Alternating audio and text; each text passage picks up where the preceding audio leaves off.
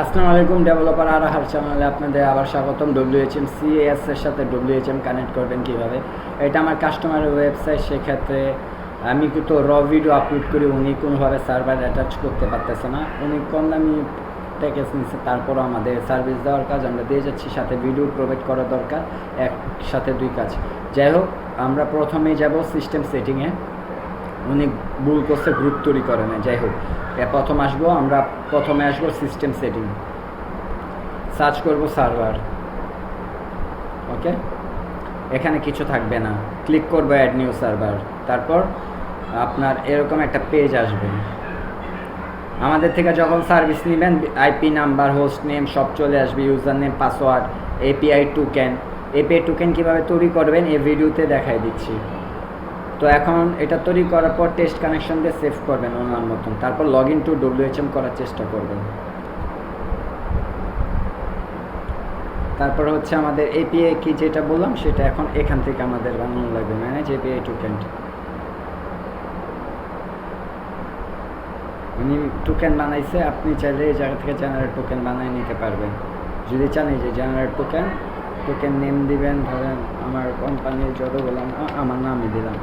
আর কথা এই জায়গা সবগুলো রাইট চিহ্ন থাকে, সেভ একটা টোকেন আসবে, that's it. Yes I am understanding. আপনাদের দেখানোর জন্য এই টোকেনটা আমি রিমুভ করে দিব, না হয় না সার্ভারে অ্যাক্সেস পেয়ে যাবেন। যাই হোক, তো এটা করার পর আমরা এখন জাস্ট একটা জিনিস দেখার দরকার, সেটা হচ্ছে সব কিছু ঠিকঠাক। ওকে, আমরা এখান থেকে এখন টুক করে বের হয়ে যাব।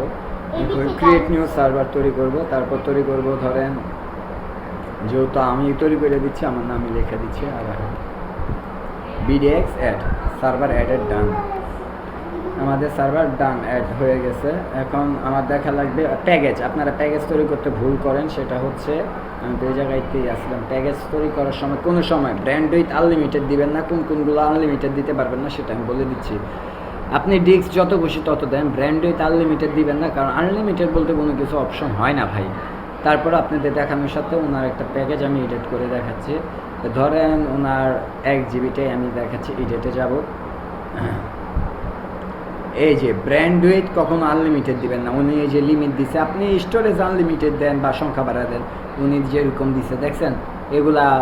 আপনি চাইলে কয়টা ডাটাবেস তৈরি করতে পারবে, কয়টা এসকিউএল তৈরি করতে পারবে, কয়টা ইমেল অ্যাকাউন্ট, কয়টা এফটিপি অ্যাকাউন্ট, এগুলো দিতে পারেন। এগুলো আনলিমিটেড দিবেন। উনি যেমন সাবডোমেন দিছে 5টা, এসকিউএল ডাটাবেস দিছে 5টা। উনি ওনার মতন করে প্যাকেজটা সাজাইছে। আর এই অ্যাক্সেসটা রাখবেন। উনি রিসেলার, মাস্টার রিসেলার হলে বা আলফা রিসেলার হলে এটা কাজ দিত। এইভাবে প্যাকেজগুলো তৈরি করে নেবেন। এখন হচ্ছে ওনার সার্ভারে যে সমস্যাটা ছিল, এই সমস্যাটা সমাধান করা লাগবে। তারপর সিস্টেম সেটিংয়ে যাবেন। তারা কেউ যদি আগে প্রোডাক্ট সার্ভিস অ্যাড করে ফেলেন আর কি, প্রোডাক্ট আপনারা যখন আমাদের থেকে নেবেন পুরো এরকম একটা ফ্রেশ পাবেন, কিছু পাবেন না কিন্তু, ঠিক আছে। উনি অ্যাড করছে প্রোডাক্ট, এগুলো আপনার অ্যাড করার জন্য প্রথম ক্রিয়েট নিউ গ্রুপ, এই গ্রুপের ভিতরে আপনার প্রোডাক্ট অ্যাড করা লাগবে, তাই তো। এটা কোনো এক সময় কেউ নিলে এটারও ভিডিও দিয়ে দিব। 1 জিবি হোস্টিং দেখে এখন ধরে কিনা। মডিউল সেটিং উনি নাম দিয়ে রাখছে, ধরবে কীভাবে। আর এই যে মাত্র যেটা আমাদের সার্ভার গ্রুপ তৈরি করলাম সেটা, এগুলো অন করে দিলে কাস্টমার দেখতে পারবে আপনার ওয়েবসাইট থেকে যে কত কী বলছে, কী করছে না করছে। এটা কাস্টমার ওয়েবসাইটে না ঢুকে, সিবেনে না ঢুকেই করতে পারবে। ওকে, সেভ চেঞ্জ। ওনার কাজ কিন্তু সামান্য একটা সিম্পলি কাজ।